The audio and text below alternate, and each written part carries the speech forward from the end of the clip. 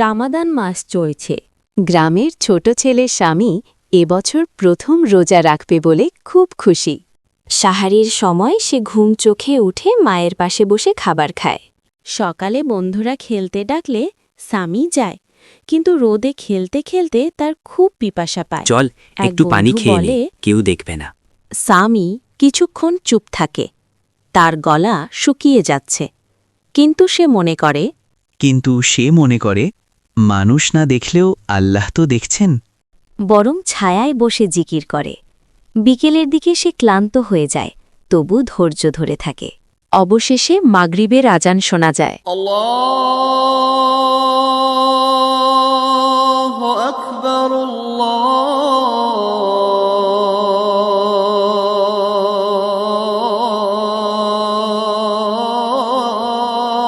আকবার। স্বামীর চোখে আনন্দের ঝিক। খেজুর দিয়ে ইফতার করে সে মনে এক অদ্ভুত শান্তি অনুভব করে। বুঝতে পারে রোজা তাকে ধৈর্য, আত্মসংযম আর আল্লাহর ভয় শেখায়।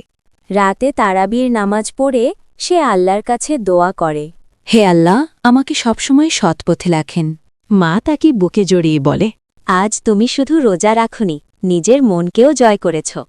শিক্ষা: রোজা আমাদের ধৈর্য, তাকওয়া ও আত্মসংযম শেখায়। মানুষ না দেখলেও আল্লাহ সবসময় আমাদের দেখেন। ভিডিওটা ভালো লাগলে লাইক, কমেন্ট, শেয়ার করার জন্য। এই গল্পটা দেখে কে শিখলেন কমেন্টে বলবেন।